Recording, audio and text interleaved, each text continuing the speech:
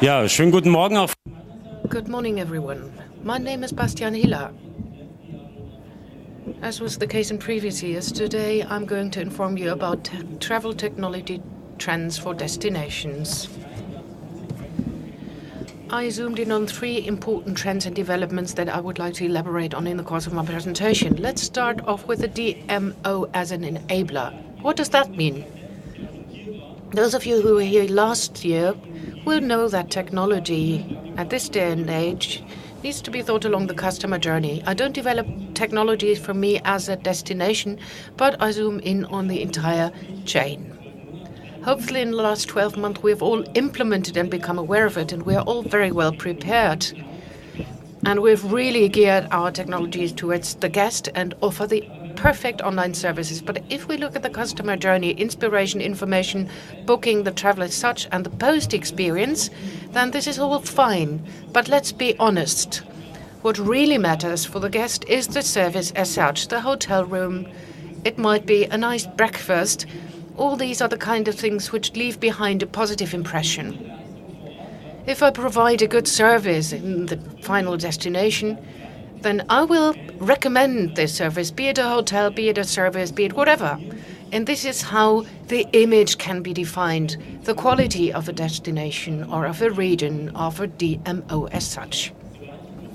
So far, so good. But we do all know that no matter what kind of accommodation it is, be it a big hotel chain, or in many destinations there are also small apartments, private service providers. If you want to provide top quality service, it takes time. And you also have to be passionate about the details in order to offer a service that it makes the guest enthusiastic, which is not technology focused, which cannot be stored on a smartphone, but which is a real service.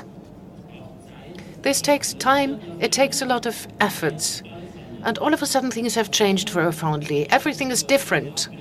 Now all of a sudden we have all the different online booking services. We have customer journeys from the DMO onwards, passing on to the enterprise. Recommendations where people say, well, you've got to use this or that software. You've got to do social media marketing. You've got to prepare yourself for Snapchat.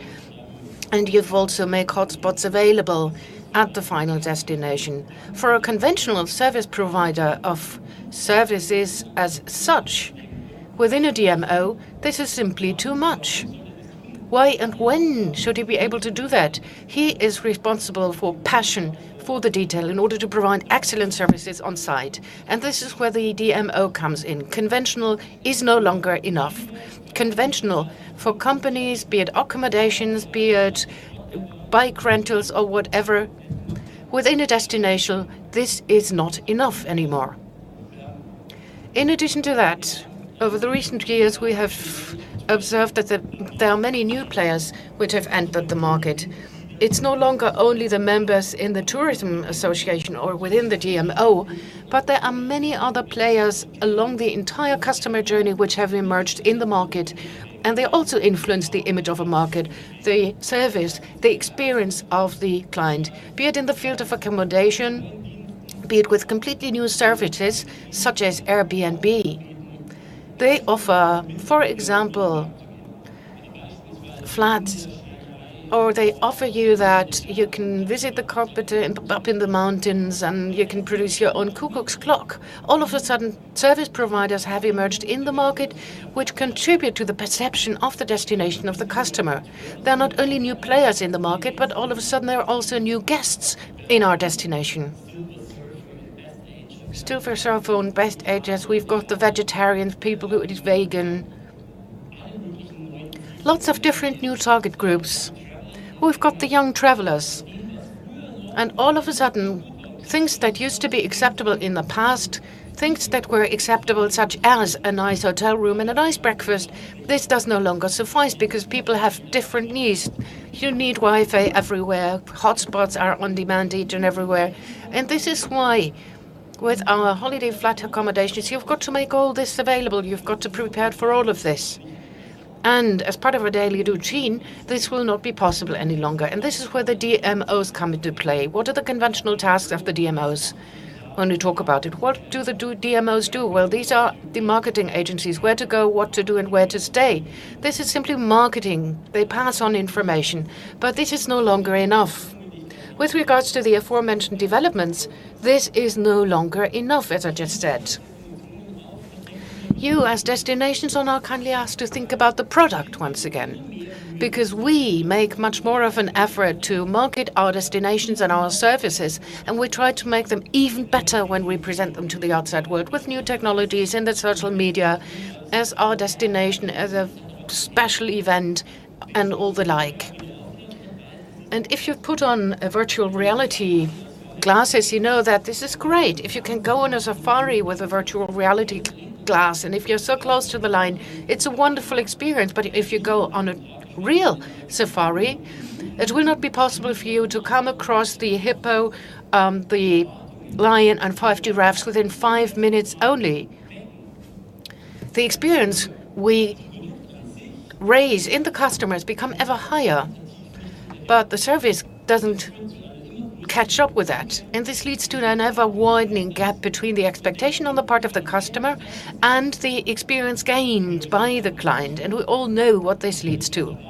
If I have high expectations, and if my expectations don't get fulfilled, I will end up being dissatisfied. Then it doesn't really matter whether the product as such, per se, is of good quality. I might have a wonderful accommodation, the breakfast might be excellent, but if I expect even more, I will always be completely dissatisfied.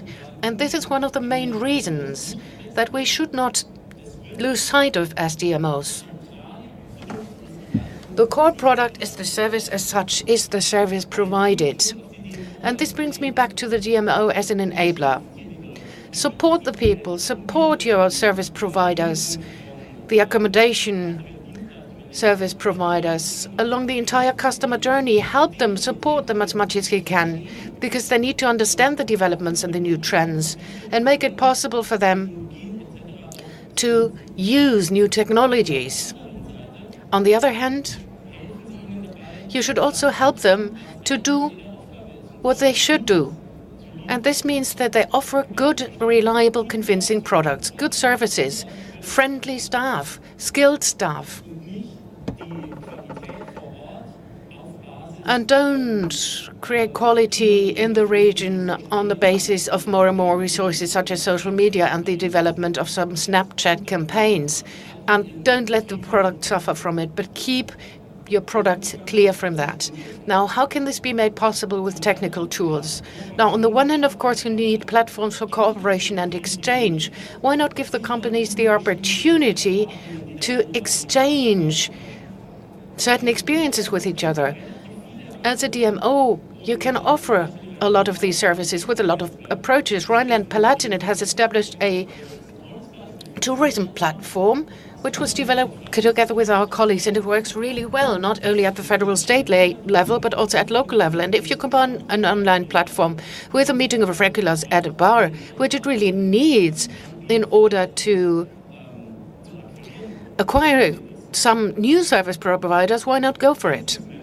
Knowledge management. The provider of a particular service, how is he or she supposed to know what your communication guidelines are? What communication channels do you use? Which are the most important channels for the guests and the clients? Think about it. Why not make this knowledge available through digital tools, which is very important for the service providers to market their services? Isn't it easier to distribute the services online? This is what the Tourcom guys do. And this is what we also have done in some cases. And what I meant earlier on when I said, keep your colleagues clear from additional burden, but take over some of the tasks on their behalf. We know what the websites look like for some of these accommodations that are marketed are online. Give your service providers the service and tell them, well, you pay me €100 a month and I take care of your website. Purchase framework solutions. Buy everything you need in order to make it easier for the service providers to focus on the product only and exclusively.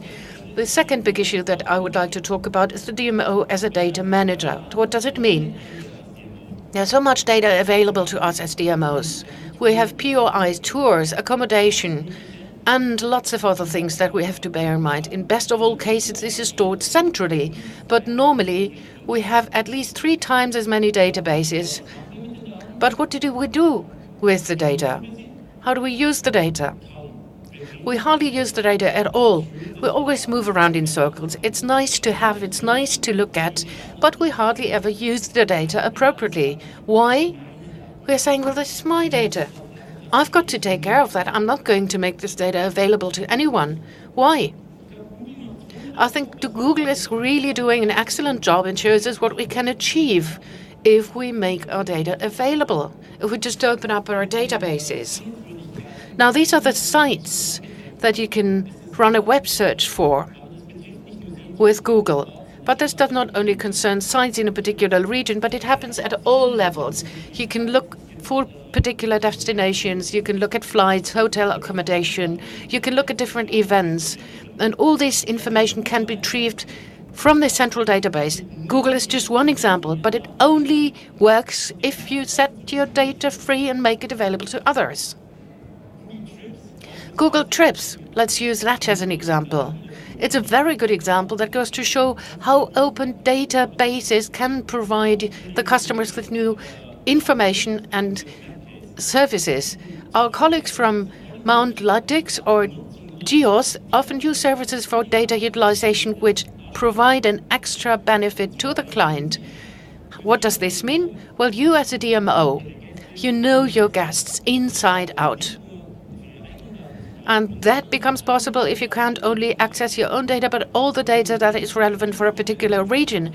And this is how you can develop products appropriately if you know where people book and what the really important destinations are. Not only you, but also other players in the region or outside the region who can get access to the data and therefore make the right bookings and therefore provide excellent services in the tourism sector and for the guest.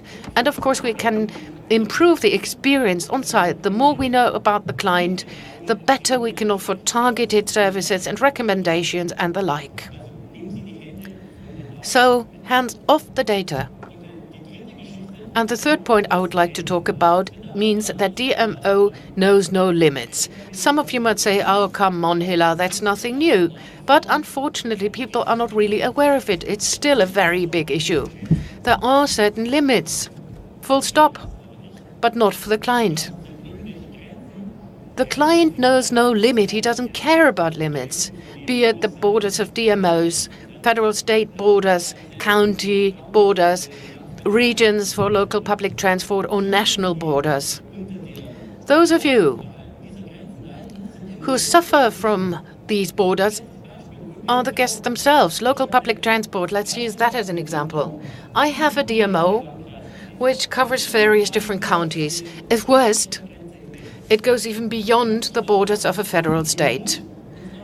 But now I want to take the bus in order to get to the village next door, but this is located in the wrong county. Now I can take the bus to the county border and then I have to buy a new ticket. I have to get off the bus.